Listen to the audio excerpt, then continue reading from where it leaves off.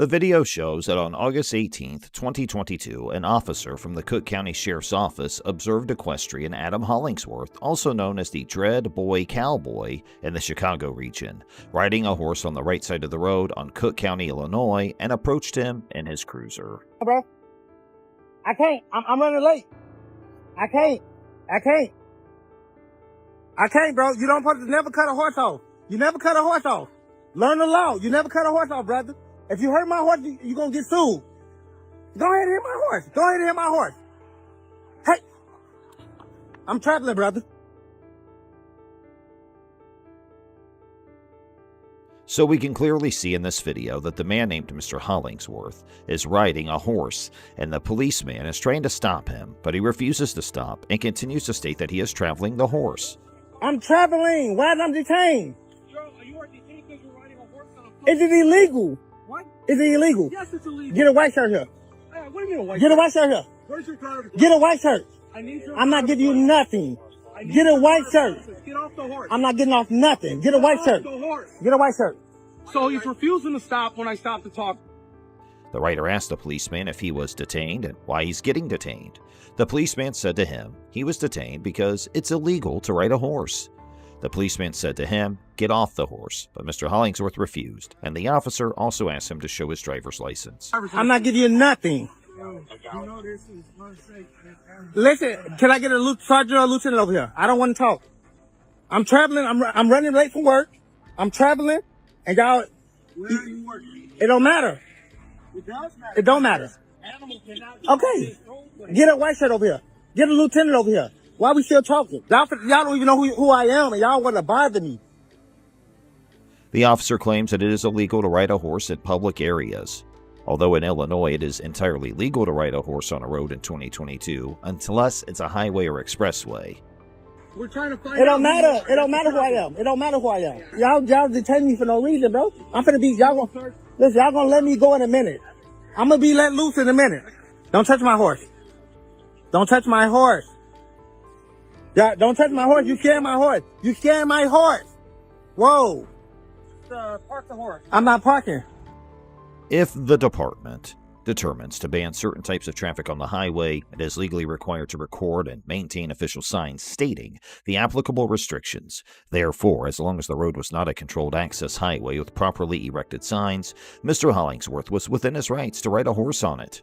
Additionally, according to Section 6101 of Act 5 of Title 625 of the Illinois Compiled Statutes, it required an individual to have a driver's license or permit to, quote, drive any motor vehicle upon a highway in this state, and since Section 6112 states that drivers must display their license upon demand to police officers, no such requirement exists for riding a horse. For me traveling, bro? Do y'all know the law? Do y'all know the law? Do you know the law? Y'all finna make a donkey out of y'allself. Y'all don't even know who I am. Y'all, listen, I prove cops like you, y'all don't know the law, and y'all just pull people over, wasting my time. Wasting my time for what? You never cut in front of a horse. Learn the law. You never turn your siren on a horse. You never blow a horn on a horse, because you can start on my horse. For me traveling, bro? Do y'all know the law? Do y'all know the law? Do you know the law? Y'all finna make a donkey out of y'allself. Y'all don't even know who I am. Y'all, listen, I prove cops like you, y'all don't know the law, and y'all just pull people over, wasting my time. Wasting my time for what? You never cut in front of a horse. Learn the law. You never turn your siren on a horse. You never blow a horn on a horse, because you can start on my horse. The statute does not authorize officers to demand a driver's license or other identifying documents during the investigative detention for this reason. The court could likely conclude that Mr. Hollingsworth was not required to give his driver's license to the officer. The policeman continues to ask for the driver's license. Mr. Hollingsworth refuses to give his license to them and said that he is running late for his work, so let him go. And y'all don't know the law. That's not good. Do you know before that was cars, what was transportation? Okay, we're going back to the 1800s. Before that, listen. Okay, bro. Y'all need to learn the law before, when it comes down to horses, man. I have road rights. I'm traveling. As soon as your white shirt gonna get here, he gonna let me go. And you wasted my time. And that's a lawsuit. I'm gonna sue you. I'm gonna sue you. And I'm gonna sue you. And I'm gonna sue your department. Cause y'all wasting my time. I'm running late from work. I might lose my job now. And then y'all bringing more And when the policeman said that he can't let him go, he said to get a lieutenant. He doesn't want to talk to a policeman. He said that when the policeman doesn't know him, he doesn't even do any crime. Why are they bothering him? The officer started touching his horse, although Mr. Hollingsworth continues to tell him not to touch his horse because he was scaring his horse. Mr. Hollingsworth argues that the law prohibits the officers from cutting in front of horses or activating their sirens or blowing their horns at the horse. That animal cruelty right there. And I'm actually... He wouldn't stop? No, he didn't tell me I'm detained. I stopped when he told me I was detained. Okay. Until he said I was detained, I was going to keep going. I pulled over. Okay. Did I do right? Yeah. Okay. But for him to cut in front of my horse, I wanted to press charges on him, animal cruelty. All right, here's our sergeant right here. Well, that's what I told him. I said my concern was just that. To be on the roadway. Yeah, that's what I was doing. It was just that he's in the traffic. Mr. Hollingsworth gets frustrated by all this and says that now the policeman gets badges, they don't even know their law. He claimed that the policeman wasting his time, and now he wants to go for his job, otherwise he'll get fired. And when he looks behind, there are 6 police vehicles for this Yes, case. sir. Thank you.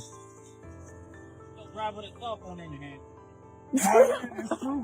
Hey, listen, write that ticket. Write your ticket. I got you, boss man. I apologize now. But him right there, he bogus. Huh? He bogus. I'm going back for him. Mr. Hollingsworth claims the officer who cut his horse off with the cruiser committed animal cruelty because the horse, quote, flipped himself. It appears that Mr. Hollingsworth's referring to a form of interference with the technical term when a horse's hooves collide with one another, or when its legs one another with its legs. Clipping, also known as brushing, is a type of interference where the left and right feet strike each other, and even a single instance of interference can potentially cause injury to a horse. Yeah. And they had your horse at 3 years old This for one. a while. This one. They gave it back. This one. Oh, wow. It wasn't illegal. Would you ride down? It ain't illegal. I tell people there's a lot of livestock laws still in Chicago. It is unclear whether Mr. Hollingsworth had pursued any legal action or filed an official complaint over the occurrence. After the interaction, he was allowed to depart and continue riding his horse on the road.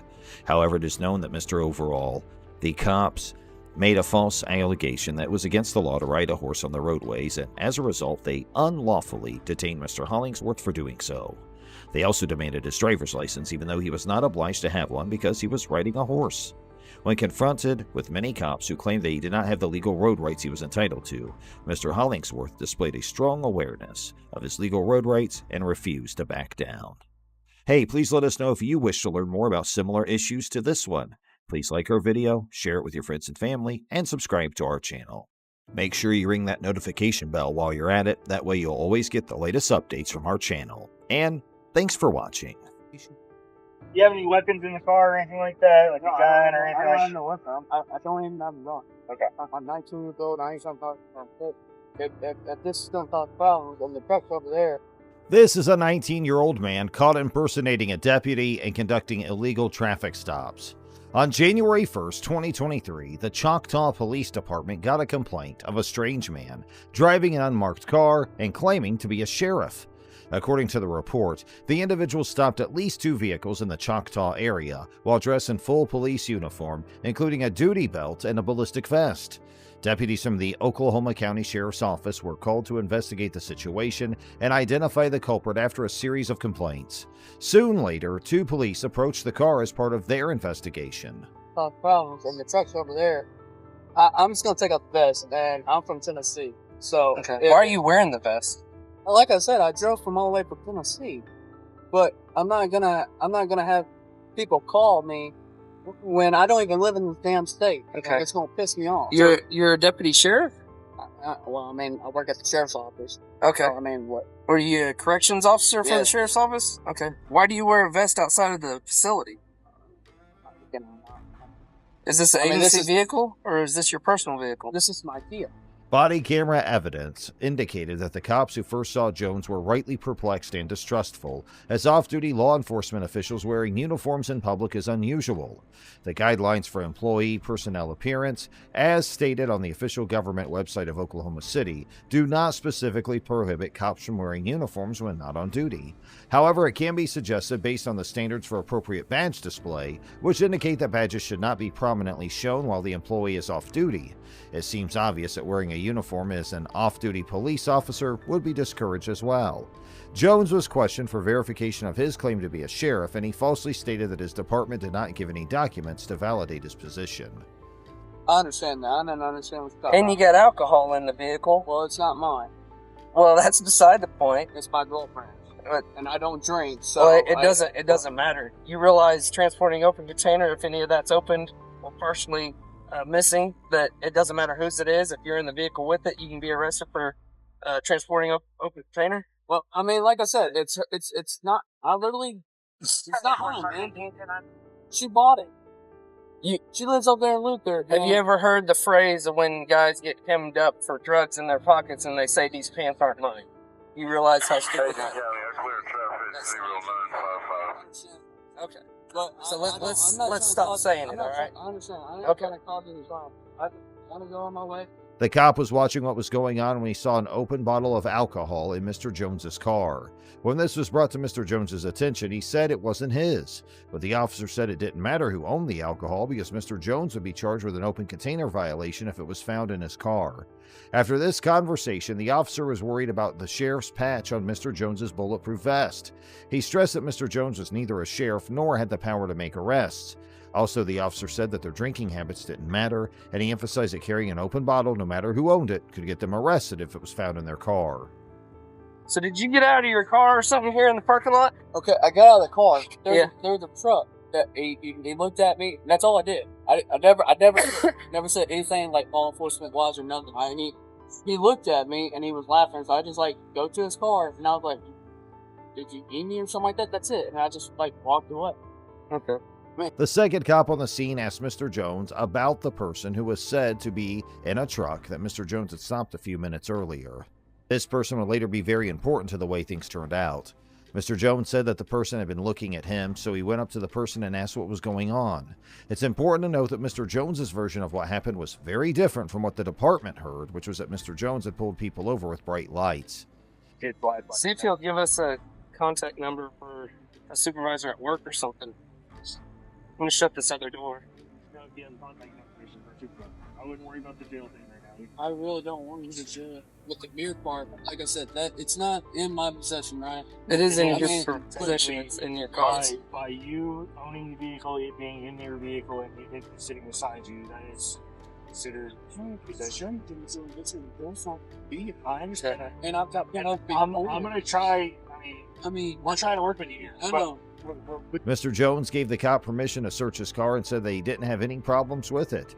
As a protection for the safety of the cops involved, the officer asked Mr. Jones to get out of his car and take off his ballistic vest. After this request, Mr. Jones was put in the back of a police car while the two officers who were already there looked into what was going on. All right, tell me exactly what you just said. Because he was dressed like a cop. Yeah. He had a sheriff thing, but it had sheriff written on the side right. Right. And I live on 62 off of Adam Road. He was sitting in a driveway, 251. right beside 62 Highway. And I pulled up and I was staring at him because he was in a kind of cockeyed. As the officers continued their investigation, the subject who had initially made the 911 call pulled over in close proximity to them. They engaged in a conversation with the officers, and the entire interaction was recorded on their body cameras. It is worth highlighting that the sequence of events recounted by Mr. Jones differed significantly from the story provided by the subject. Yeah, I already know I'm going to jail. All right. Turn around and face the other way. Put your hand behind your back. You're under arrest for impersonating law enforcement, all right?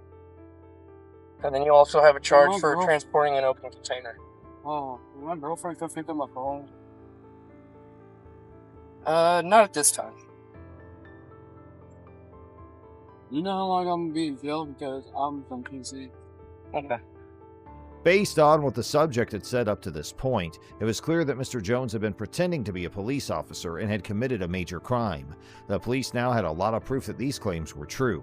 So the officers did what they needed to do and arrested Mr. Jones for the crime of pretending to be a law enforcement officer. They also told Mr. Jones that he would be charged for having an open container on him.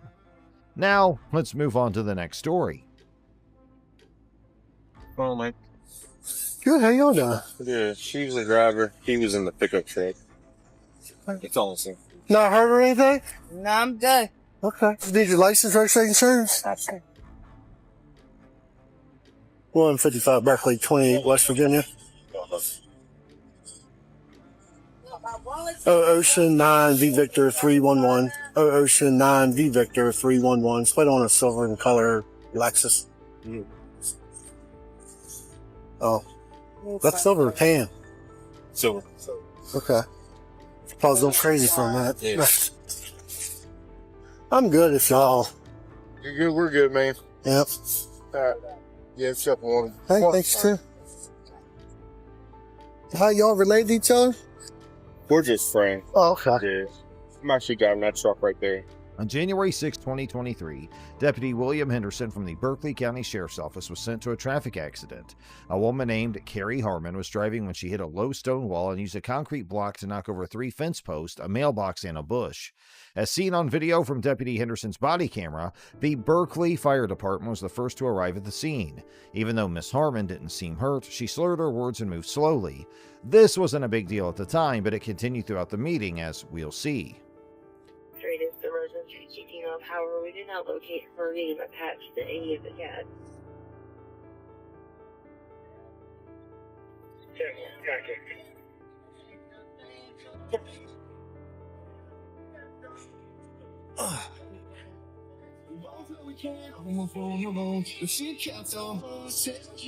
One 137. You make contact with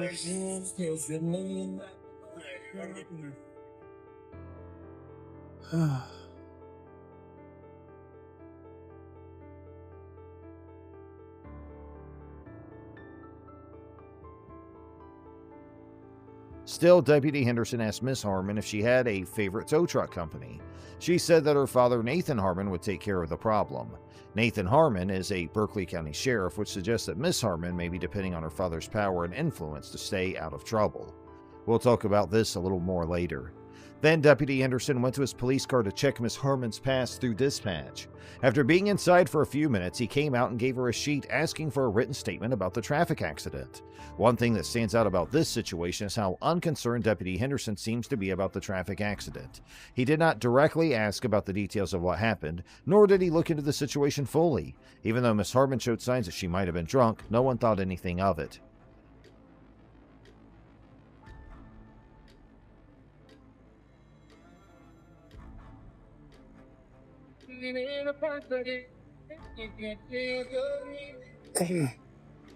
Is your neighbor's home, you think, or?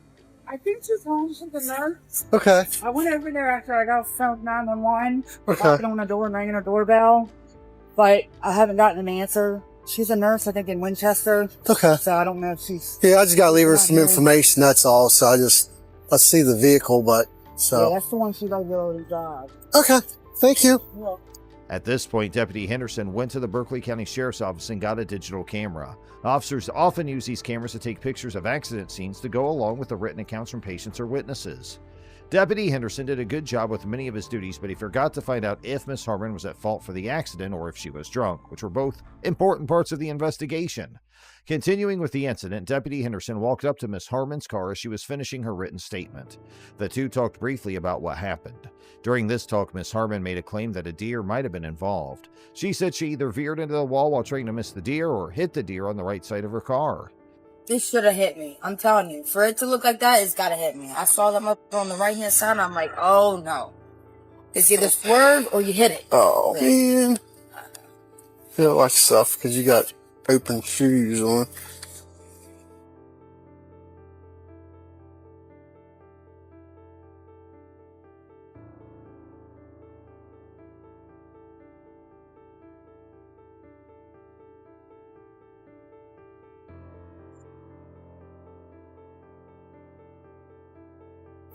Can you sign that down the bottom for me?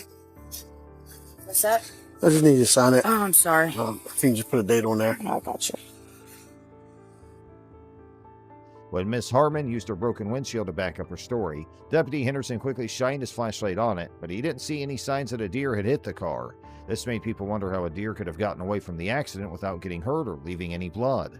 Deputy Henderson seemed to have the same doubts when he stopped for a moment to look at the window, but he decided not to ask Miss Harmon any more questions about her questionable claim. Instead, he looked around the car and made some notes. At this point, Sheriff Harmon showed up, and things started to get strange and hard to believe. Sheriff Harmon tells Deputy Henderson that there is something he needs to look at inside Miss Harmon's car. Without saying anything, Deputy Henderson gives Sheriff Harmon his lantern and lets him come up to the car and get in. South Carolina law says that what Sheriff Harmon did could be considered messing with evidence, which is a very bad thing to do.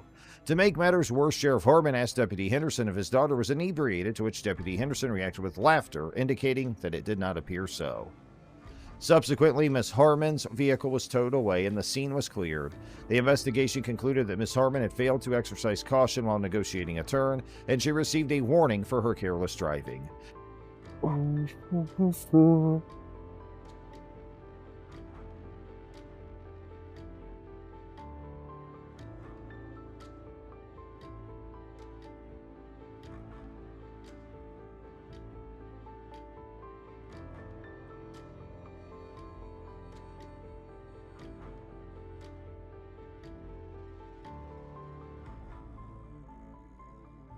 However, the situation took a concerning turn when portions of a Snapchat video shared on Facebook showed Miss Harmon expressing gratitude for her father's presence at the scene, implying that Sheriff Harmon may have intervened in the investigation to protect his daughter from the consequences of driving under the influence.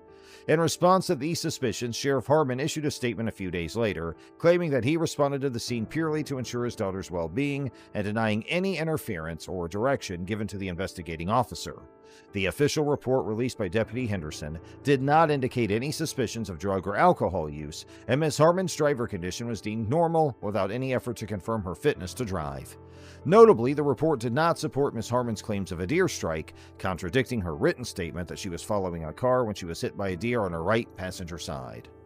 And now comes our third story. In this story, a group of children in Lorain, Ohio were subjected to police harassment on the excuse of jaywalking. However, further investigations proved that the event was staged by the police officers involved. On February 15, 2023, a 16-year-old kid and his cousin, and a friend, crossed West 27th Street and made their way to the boys' residence. An unmarked police car containing a Lorain police officer and an agent from the Bureau of Alcohol, Tobacco, Firearms, and Explosives drew up to the scene, according to surveillance video from the family security camera. The cops attempted to converse with the lads, but they already were inside the residence and the officers were unable to make contact. Mary Hildreth, the 16-year-old's mother, watched the incident from the front door and approached the cops to inquire about the issue. Notably, the kid showed no symptoms of escaping the cops, instead quietly entering the house when the car arrived. This particular element becomes important as the situation progresses.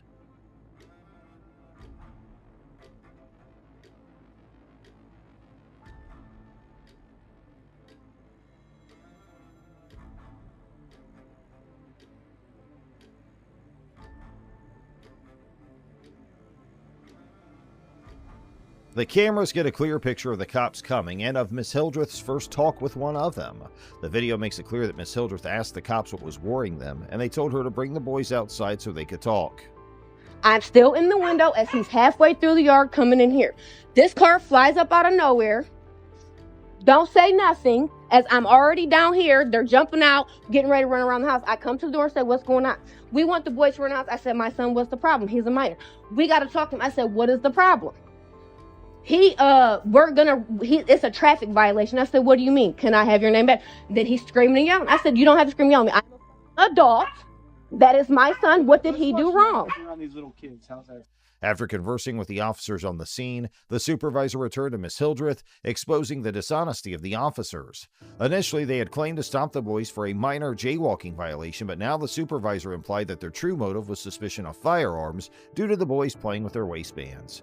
The surveillance footage ended, and the verbal exchange between the supervisor and Miss Hildreth continued. It became evident that the officers realized their mistake and hastily fled the scene in their patrol vehicles without issuing any jaywalking tickets. This incident revealed that the officers simply wanted to harass the boys using the guise of neighborhood safety. Sadly, Miss Hildreth was unjustly charged with obstructing official business, a charge she vowed to fight in court.